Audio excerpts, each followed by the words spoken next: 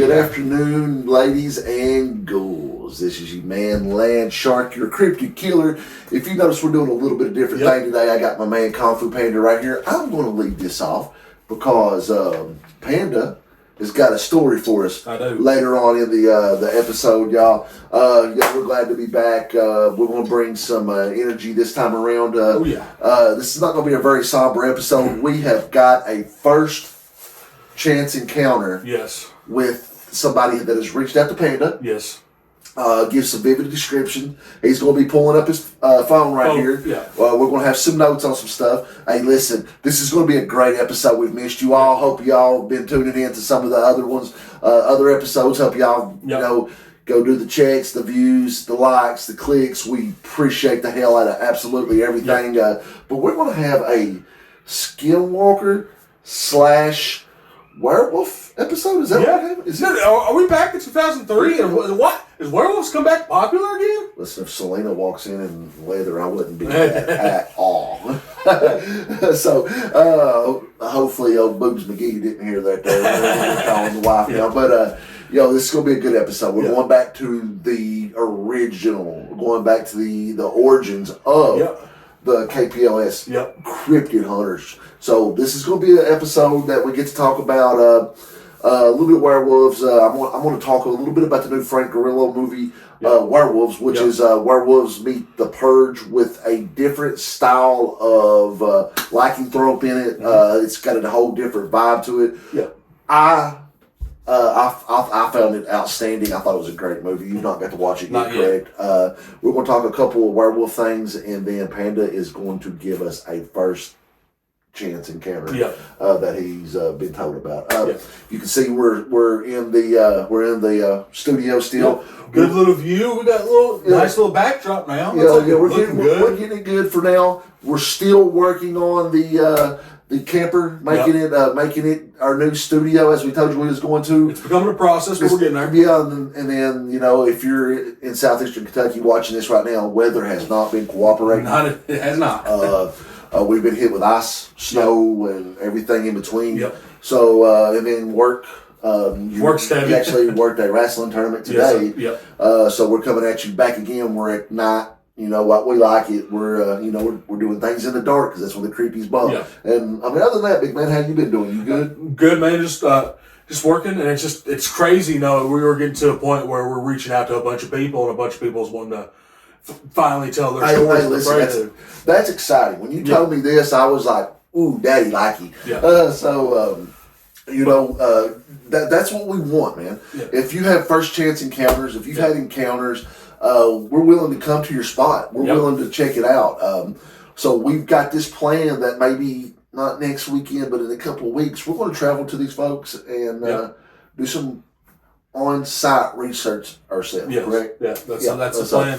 But I thought it was funny, though. It's like they come up to me with this encounter, and then what's going on now? What's become big in mainstream cinema right now? Werewolves is becoming big. Of course, I mean, you've had the Nosferatu drop. And then the Wolfman just recently dropped as well, which I've heard nothing but good things about this movie.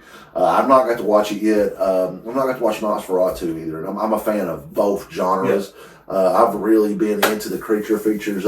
If you look over my right shoulder right here, this is it's my camera monitor for the compound. I can see everything from inside of my room. The wife's got one in there in the living room that she can look at also. But while your man's sitting here maybe watching something on that, I got something going here. Or if I'm maybe just getting on the sticks playing some video games, I'm throwing movies on. And a little bit of background noise. I've been really doing some creature features here lately. It's crazy to me that it's all becoming back popular again.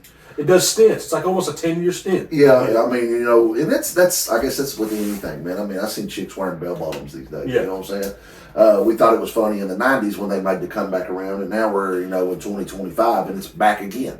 So, everything comes back around, and some things are good, some things are bad. The bell bottoms are horrible, but werewolves are rock and roll.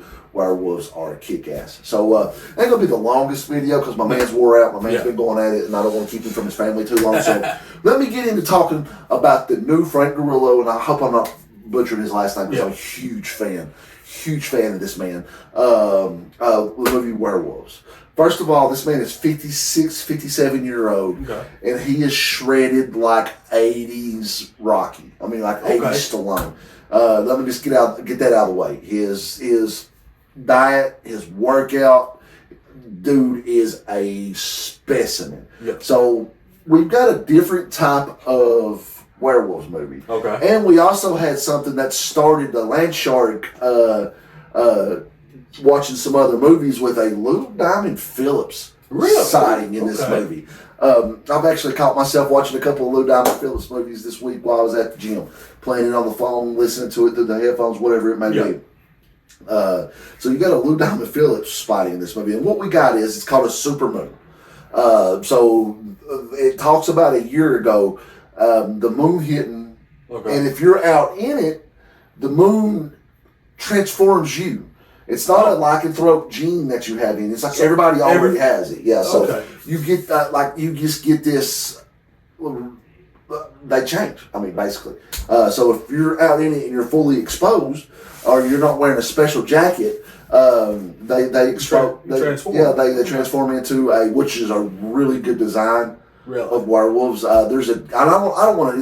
It's fairly new movie, so I don't want to release too much. I'm not going to do a bunch of spoilers for you. But there is a guy was in a battalion, a Marine battalion with Frank Gorilla's character, and he's ready for it. This is, like I said, this is a Purge meets werewolf movie. He's nailed in his house. You know, he's bunkered down. He's got red, white, and blue face paint on, and let's just say he gets changed. And this is the only kind of spoiler I'm going to give you, which is cool with the face paint. He changes into a lycanthrope, he turns into a werewolf, and he's still got the face paint on running around. Oh, that's pretty cool. Yeah, so he's wearing a plate carrier too, so you got a werewolf running around wearing a plate carrier. My bullets won't work. Yeah, I feel like it's really dope. And it's not like, you don't hear them talk about silver. It's just that they take buku damage. They kind of die. I kind of like that though. You know, it's massive firepower in the modern world. Should be able to take something down. You're taking up chunks out. And I'm re-listening to a series on audiobooks that's Bubba the Monster Hunter by John G. Hartness, I believe is his name, or Harness. I forgot. But I love this. It's a redneck dude from Georgia who played football at Georgia, blew his knee out, but his family was monster hunters. And, they talk about, like, you can use silver, you can use holy water, you can use all this, but nothing continues to work without a head.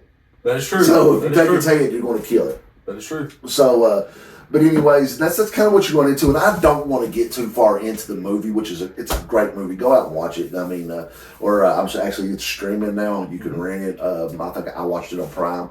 Me and the wife hunkered down last week, and for date night, that's what we've done.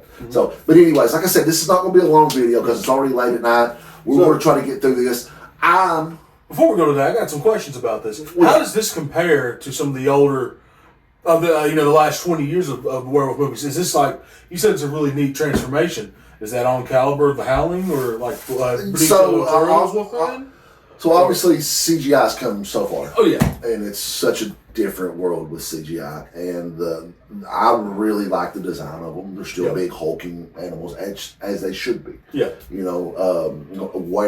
type of were, whether it's a were dragon, werewolf, were panther, whatever, should be a shredded, should be a beast. Yeah, should be a beast. Absolutely, yeah. In more ways than one. Right? It's beast. In more ways than one. So the CGI was good. Some of the transformations was really cool. There's a transformation towards the end that's really, really dope. It was an entertaining movie. You had everything that the Land Shark likes. You had guns, action, and then a creature feature. How does it rate amongst all those others?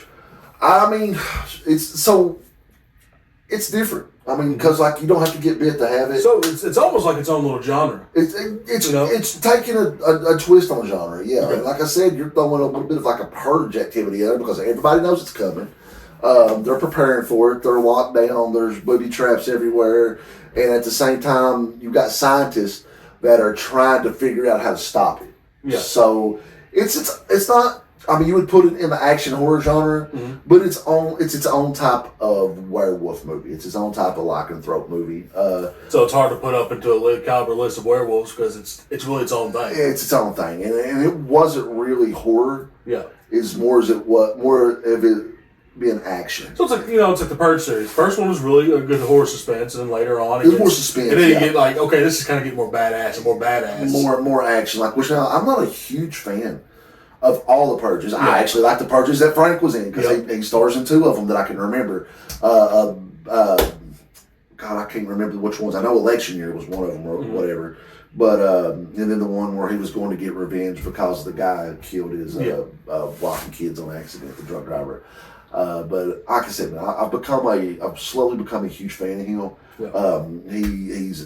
He's into several different martial arts. He's working out. And he plays a lot of good characters in different flicks. So, and it's its own thing. It's worth it's entertaining. It's worth to watch. You know what I'm saying? Yeah, I know what you're saying. Like I said, main horror, more action, but like you was talking about with the Purges.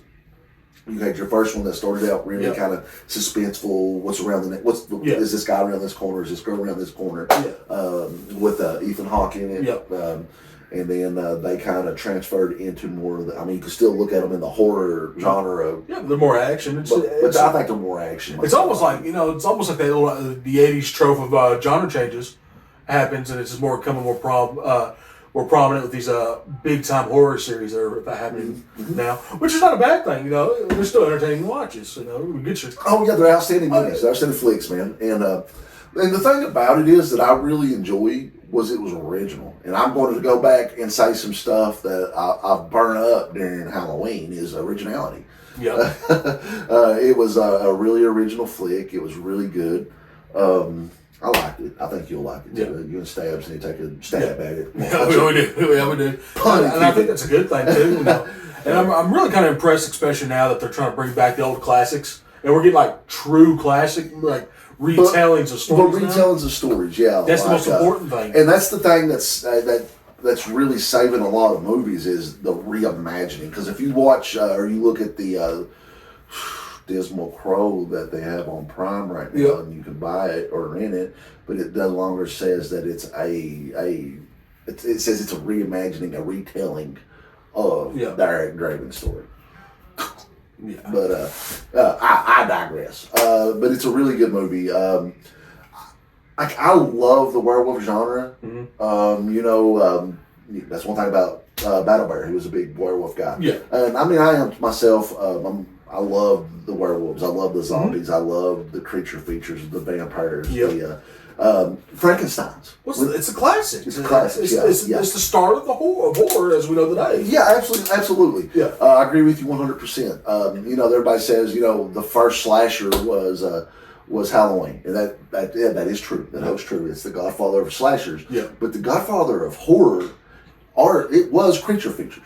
You know what I'm saying? I mean, the man himself, Mr. George A. Romero, in 1968, with the zombie. Started off a whole genre. Yeah, was the zombies are creatures, correct? Yep. I think so. Some people just say that's its own thing, but I really think you put zombies in the creature feature category, and it was just outstanding. Yes. That was an outstanding movie. So, but I'm a huge fan of the Anthony Hopkins, Benicio del Toro Wolfman. Yeah, that was really good. That movie. That was a decent retelling. Very, very underrated flick, man. And then I didn't like the Jack Nicholson Wolf movie, but now there's the Jesse Eisenberg movie with Christina Ricci, The Cursed, which is a pretty cool flick. And then obviously, as you said, and everybody that loves horror and action love the Underworld movies. Yeah. It's hard not to like the Underworld movies. And then there's The Howling and Silver Bullet and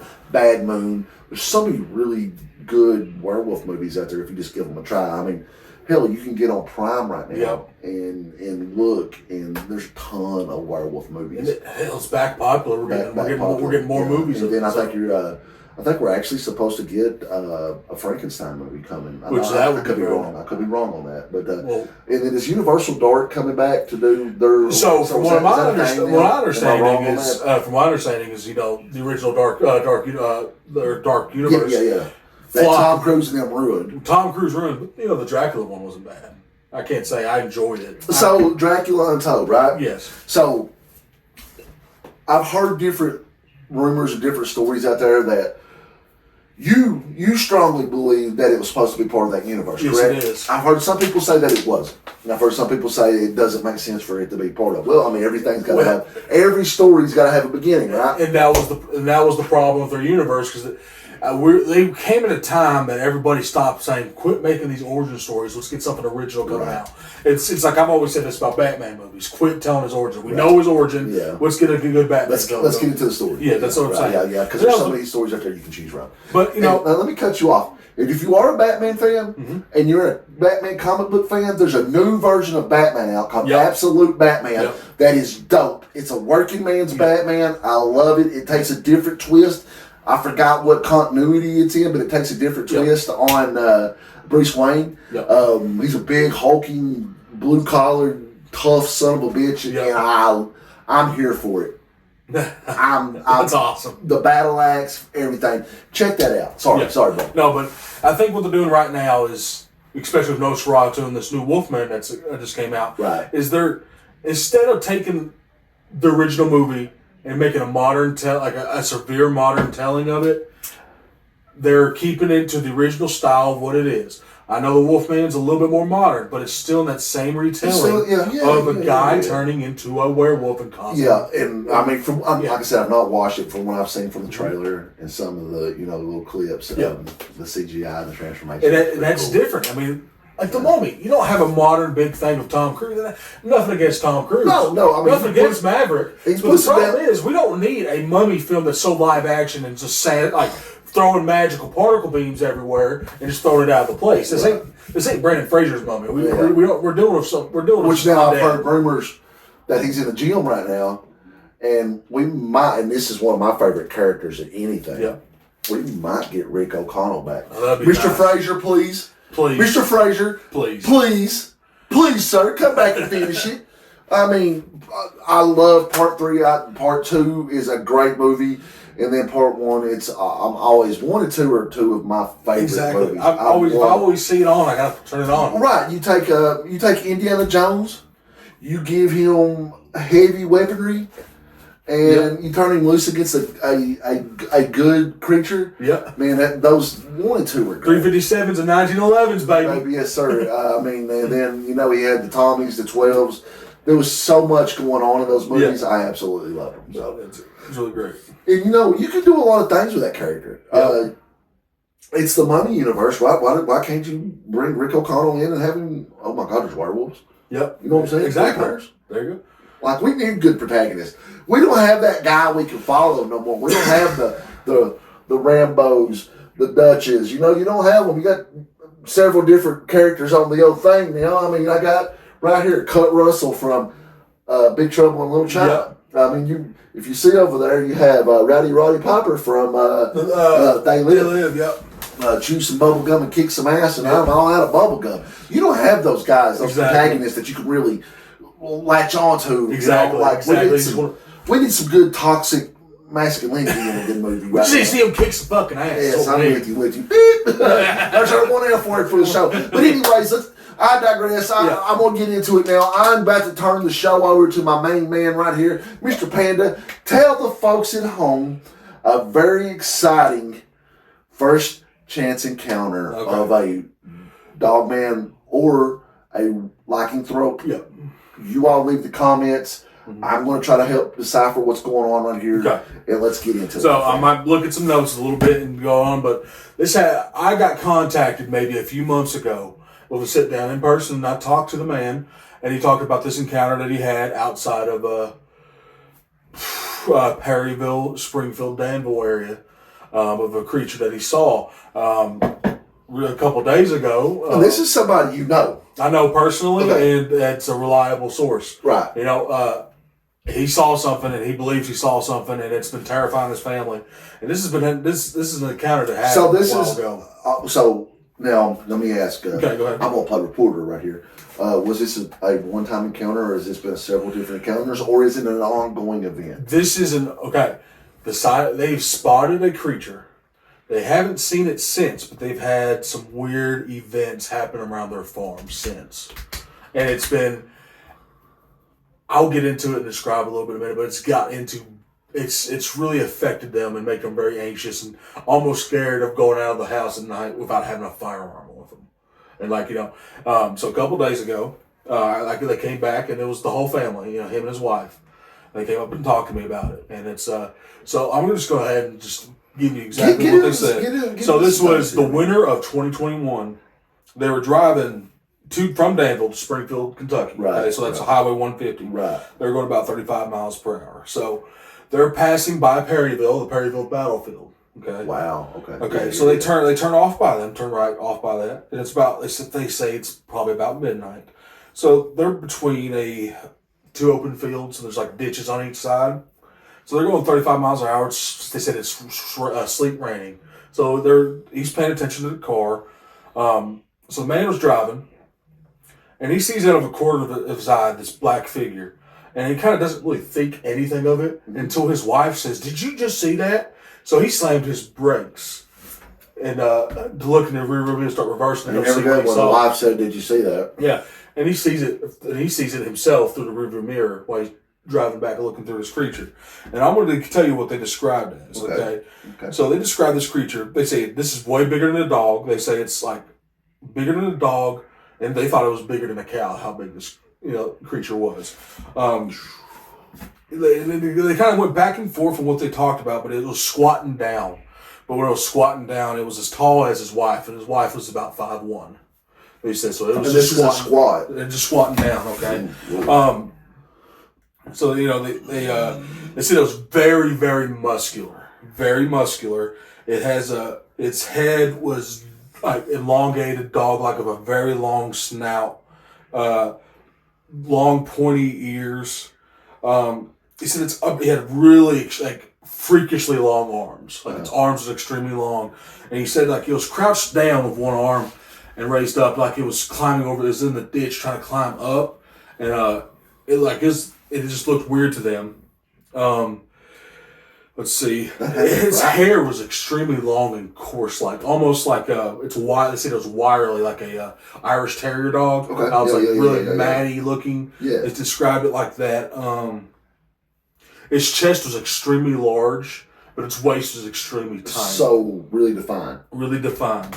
That's horrifying. They said they thought back about it. It's like maybe it was a brownish to grayish color of what it saw. Mm-hmm. It didn't really get a too good picture of the eyes, but what they saw was when you're spotlighting outside and you see predator eyes or anything. We don't spotlight. We go looking for creatures at night and testing our gear. Well, exactly. But when you spot, we hunt right. When you see you could tell deer eyes. But you can tell when you see a coyote eye, or a bobcat eye. Yeah. That's what they said they just saw described. Because if it's a predator eye, it's got more of almost like a crazy glow compared to where a deer. Yeah. If you've ever seen a deer at night while camping, hiking, or just being out at night, so my road it gets destroyed during the snow, and me and little Hammerhead was walking the road because he was at his grandmother's the other night. I was walking him up, and I jumped a bed of deer, and they would glow really, really green. Yeah. So it's really specific. Exactly. So the main thing the main thing they describe as what the most defining features that they can remember. It's the things that pop out of them that it feared them was just how the chest and arms were just so unnatural for a creature. Right. Because its back end to them said it looked more dog-like at the hips, like dog kind of legs, like the curved back. But with elongated. It's its arms are extremely large. Wow. This sounds really lycanthropish here. Exactly.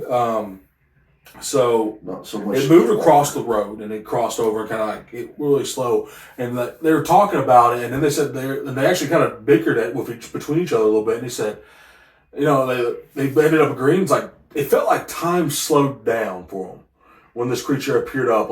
Everything went slow motion when it started crossing the road for them, and they were just witnessing it. And that would be horrifying. And it really freaked them out. Yeah, it should. and they're still anxious to drive through that spot. It's but the woman of the group is really, has a really fear of it. The man goes, it's like, he doesn't want to say he's really scared. And this guy is a 20-year Army vet. Right. He's 2nd Armored Cav. He's a tanker. He's not scared of a whole lot. Right. So he's trying to play it cool. That's, I've seen stuff he talks about. He said, like, I've been here, I've done this, I got really freaked out, and and it's like, that's the most I've been freaked out in a long time. Like, you could be an utter badass, man, but when you see something you can't explain, it does something to you. Yeah. You know what I'm saying? We've all seen something that you can't explain, and in that moment of time, you have to kind of reach down and grab your codges and like, what is this? Exactly. So that's understandable. So, completely. And so that's like that's the main encounter they had. Now, for the years following, they've been having other kind of things that happened. Like, it happened days after they saw the creature, and it's still happening to this day. Some things that they've been hearing is, he describes it, it's like, he lives on a farm. He has a tin roof little cabin. He lives out in a farm in Springfield. Okay. So, he knows noises and stuff. He knows the popping of metal and stuff. But they've been hearing it's like clockwork between 1 and 2 o'clock in the morning. The sound of, he says it's grinding metal to him. He describes it as like, when it's like an asphalt breaker up machine. It sounds like that, just like ripping metal and stuff to him. Oh God, that's what he sounds like. I hear that at night, and it's like really uneasy. The woman will not go out at night. She would not. She refuses. Ever since the encounter, she refuses to go out. Even at 5 o'clock in the morning, she has to go to the house, go to work. Yeah. She says, like, I need you to walk me to my car. And the man says he will not. He's an old Army vet. He won't carry his firearm. And it's funny this, and I'll make fun of this when I see him again. He's a Glock whore just like you, and that's like he's trying to convince me to get one. So, he will not leave his property without that firearm. Leave his house. I am a Glock whore, but if you would look. There's different representations. Yeah. This baby has everything from Glock to Ruger to Taurus to Smith & Wesson to I'm really getting into the Palmetto State weapons. Yeah. I just actually added a new AR to the arsenal, which is gorgeous. But anyways, stop picking on me about being a Glock person. I know. This man might be the one that tips me over the edge. Listen, and there's nothing wrong with something that works. Yeah. I'm actually I'm out there. If anybody's out there and you know where a good one's at, I'm looking. I'm getting into the judge. Yeah. I want to get a judge for the wife. Anyways, and that's what it sounds like. What this lady needs. Yeah. Is a judge. Exactly. That 410 to the face and calm about anything. Yeah, and it's been 2001. It's been a 3 to 4 year stint now that they constantly make sure everything's locked. They have a big system. Right. They go home, everything's locked. We go sleep, we're fine. They still hear it's like clockwork, 1 or 2 o'clock. So can I ask you a question? Yes, go ahead. Okay, so go ahead. Have they reported like any livestock being like it's a farm, right? Do they own livestock? Yes, they do. He says like he has chickens and he has horses. So is there anything like ever coming up slaughtered like a nothing like that? He hasn't. Skinwalker Ranch style. Nothing's been come up slaughtered. Okay. There's been times when he goes he'll go out and check on the horses at night. I mean, the man's a retiree, so he takes a lot of care of the animals. Right. And he says there's times like especially around that time frame they're stuck in the barn and they're kind of you can tell the anxiousness. And he says I will not go in there. And he goes I'm ready to go back in the house. Like I'm trying to get my stuff done and go. Right. And he says he's lived there for years, so it's like he knows when there's deer, coyotes, and stuff out there. He's all seen that. He's all hunting and shot stuff like that. Right. It's now like the aura when he's had that first sighting, and now it's just turned into their farm now, and it's almost kind of like it's like we're having our own to me it's like when I was talking to him, it's like we're almost having our Skinwalker Ranch in Kentucky right now. We're starting to get like our development of one, just like a dark aura here. So can I piggyback off of that for a second, brother? Go ahead. So if anybody knows anything about the state of Kentucky, we have the biggest cave system in the world next to South America. Kentucky, South America. Think about it, y'all. Our cave systems are unrivaled by anything else. Yeah. And a lot of cryptologists, Yeah. Look at you, boy, put out some words. Exactly. A lot of cryptologists really think that these things will travel through the case. Exactly. So, hey, connection right there. Connection. Little docking right there. So, and as we're going on with the conversation, and they're very well respected people, and they both the woman still works at a high level business, and she says, and we're not talking about when I had these encounters, people talk to me about stuff, and it's you kind of always keep that skepticism of it. It's like I never knock anybody's encounter, and it's like you can kind of get a hint. It's like how much is are they do they truly believe into it? Right. And then the woman said to me, she goes, this is really the first time I've talked about it, and I've been scared for the past 4 years to even say something, to be considered out as a freak. It's like I know I'm not insane, and it's just and it's like she didn't want to bring it out because she didn't want just the opinion of it to happen, and it's like if you get to a point where you're scared at something to even say something that's ever happened to you. It probably happened. You've experienced something. There's something there. Something's happened to you. Absolutely, yeah. And that's pretty much the end of what they told me. We got a little bit of a tangent. I asked him because I like to say this because I'm going to bring up to you what you think on this because I have I kind of have my opinion on it. But like I was trying to explain to him, you got the traditional Dogman, which you want to consider more of a creature. I kind of consider more of a creature because they asked if it was a possibility of a skinwalker. And I was like, skinwalkers have more of a spiritual, depending on it's all paranormal. Yeah. But skinwalker is way more spiritual. Spiritual, yes. And next level paranormal. Yeah, which got into this next conversation of has anything else kind of happened with them? And I don't know how much related it is, but to me it correlates to it because since they had that encounter. The wife said she doesn't really dream a lot, so she doesn't get a lot of stuff. But the man says he's been having some vivid nightmares and stuff. He says he doesn't, as of right now, he said he doesn't really remember anything of a creature, but the latest one he waked up was walking in the middle of his farm, and then it's like a natural animal was just coming around, and then he woke up and he swears that he saw a figure, like a shadow figure. I love it. I love it. And then he gets. I love it for those people because anything that would be horrifying. That would be a hard way to live. And this is a veteran, so this guy when that stuff, and it's a cool thing about this stuff because those guys that had the training, instead of it going to fear mode and just kind of getting frozen, he gets up and goes. He's going to try to. What do you think? There's somebody in my room. Grown man shit. But still in that same breath, there's no amount of training in the military, in this, in that can prepare you for something that's otherworldly. Exactly. That is horrifying as hell. He says he swept his house and then there's just nothing.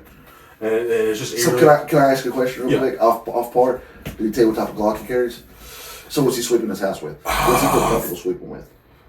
I think he has a Glock 19. I think he does. Yep. What you don't know about a land shark, he's got a few Glock 19s. I love it. But yeah, man alive. Do you start dipping your ammo? Because it's hard to create. It's hard to create silver bullets. But do you start dipping your ammo down in some Wolfbane? Do you go find a priest? And luckily at my job, we've just hired two very Catholic people that believe in some extraordinary things. I'm hoping one of them is actually he's just there for a part-time gig and he's going into the priesthood. Yeah. I'm hoping to maybe get him kind of bless some water for me. Yep. So you can. Yep. I'll start dipping my ammo down in it, let it dry, and throw it in the Glock and let it see what happens. You know what I'm saying? Yeah. But I know this family for years. And he's telling me some stories and stuff, and he's telling me it's like when you have that one encounter that's so vivid, and he's like, I've had other encounters that he talks about. So he told me about some other stuff that he's kind of been had, right. And it's like, his wife, he goes, never really had an encounter until we kind of got together and stuff happened. So it's like almost a synchronicity. To quote Midnight in Kentucky, synchronicities in there. Great podcast. I've not got to listen to it in a long time. I hope they're still putting out information. If not, go check them out on Spotify. Some of their old. That's one of the reasons we started doing this. Yeah. So if they ever see this, the guys at Midnight in Kentucky, Y'all are part of the reason we started doing this podcast shit. That and I got drunk one night and agreed to some shit with this guy, and he really held me to it. And here we are. But I love it. 3 years later, I love it, brother. I love it. But that's pretty much the end of it. And they said, and he is willing to get on here one day and give you a live tell. So I would love that. But for now, we're going to withhold any names. Yes. We want the families to be safe. We want the families to be comfortable. Yeah. If they do agree to come on, they're more than welcome. But keep your shitty comments to yourselves. Exactly. I don't care if you believe it or not. Keep your shit to yourself. We are out here just having fun doing this. And if somebody comes on that's having a bad time with something that they can't explain, you ain't been through it. Exactly. Shut up. Yeah. But if you have been through it and you've got some words of encouragement, that will be great. You know what I mean? So, and they really want to ask, it's like, so they keep leaning towards Dogman. And they describe it as like they think possibly Skinwalker, you know. This don't sound Skinwalker. That's what I'm saying. This sounds Dogman. It sounds straight like and listen, you're dealing with a creature. This sounds K9-ish. And let me tell you something. Kentucky has a problem with werewolves. Yes. Kentucky has a problem with Dogman. We've had Indian tribes, as you all know, we've talked about it. Landshark is really into his Indian heritage. Come to find out that one of the Scottish settlers that I'm also in the family tree of was a great frontiersman.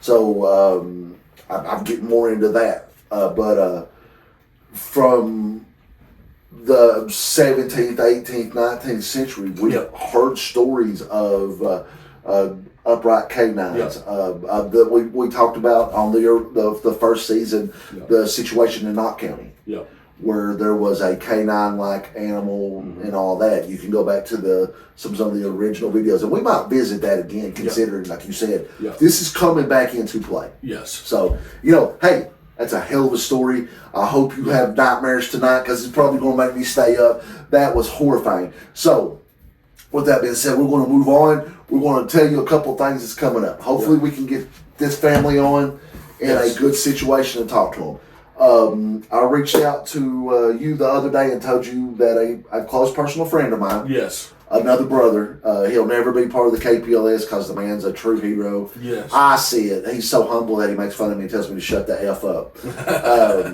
He's a Marine.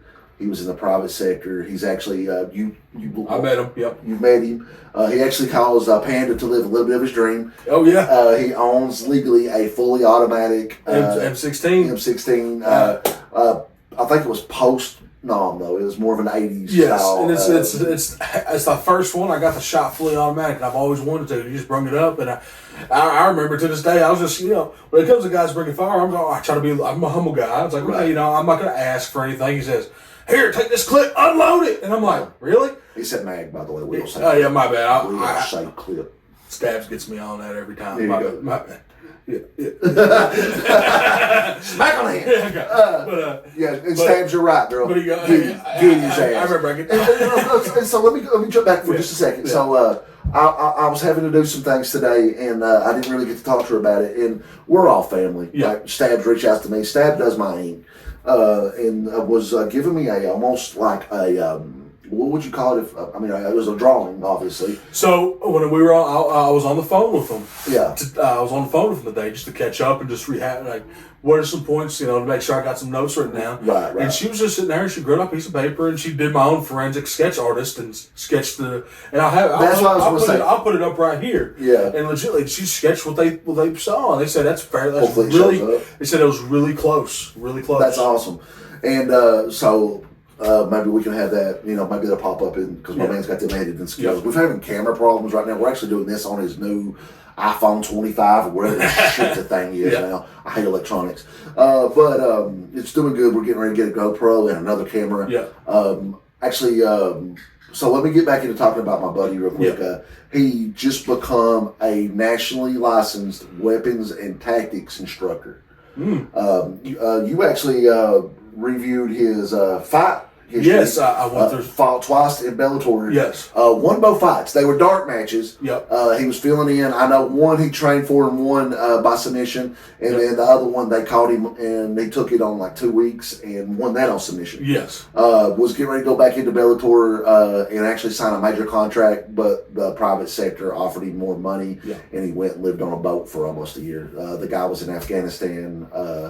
I call him a hero. He calls me an idiot. But the man is a horror movie guy. Yep. He actually has a Jason 6 mask that was on set while he was in the military. He made friends with a stuntman that worked on a lot of different type of movies, and that guy's dad worked on the set of Jason 4, 5, and 6. That's really neat. That's dope, and he's got one of the best Leatherface masks I've ever seen.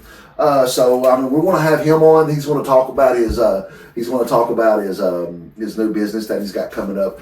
We are going to be some of the first guys that he has run through. Yep. When I said this summer that I was practicing tactics, practicing shooting, working with firearms, it was with him. Mm-hmm. He really knows his stuff. He's been in weightlifting competitions, so this is a real dude we're going to bring on. And then with that being said, we're going to have we're going to get back into some things. We got hopefully the folks you spoke to reach out. Yeah, we're going to go do a camp. We're going to take heavy firepower this time around. I am going to be carrying. If we're going to do this, I'm going to carry my M4.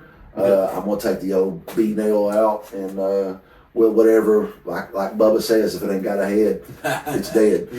So I'm going to be carrying that, and then we're getting that momentum back. We're going to be working on the camper.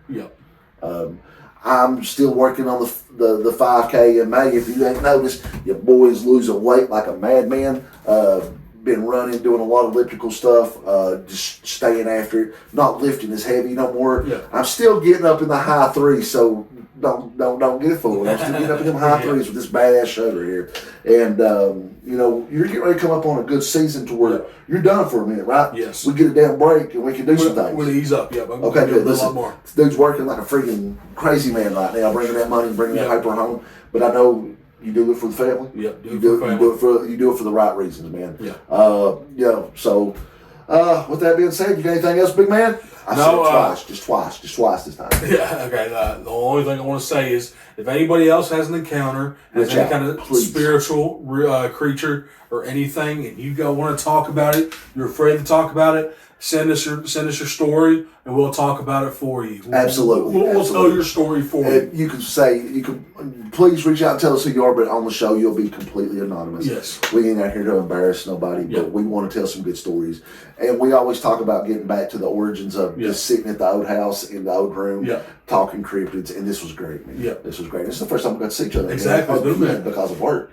So, we're still going to get at it. We're going to hang out a little bit off camera tonight. I'm thinking about watching another Lou Diamond Phillips movie. There's a couple I want to watch. He done a movie with who was the chick that played Tank Girl? Was it Lauren Petty? Am I right? Lauren Petty? You think so? So he done a movie called Route 666. It was really cheesy, really 90s. He carried 2 silver Berettas, and he was supposed to be a damn FBI agent. So it was kind of hilarious. I watched some of it last night. Before the guy that I do hunting with come over, and we run the night vision last night. The new ones that we got for Christmas. Yeah, that's right. Your boys has got some night visions now. They're not top of the line, but listen, they work pretty good. They worked last night really, really well. We seen some cool things and had a good time last night. So maybe we get to show that off on the camp. We're definitely going to take it with us. Oh yeah. Because I mean, hell, if they can see it at night, I want to too. Exactly. They're not nods, but they'll do for now. So man, great to see you, brother. Great to see you. Keep tuning in. Like I said, I was carrying this one. He told one hell of a story. He reported. He's getting back to that reporter level right now. We got Peter Parker in the house. That's what I'm saying. It's like I got contacted, and I was like, so both big things we got to do, the camp and this story. You've both been contacted. Keep contacting us, and we'll keep putting it out there. So, hey, this is your boy Land Shark saying it's better to have it, not need it, not have it, whatever it may be. This is me. Remember, folks, that's time to flee. Woo! Welcome back.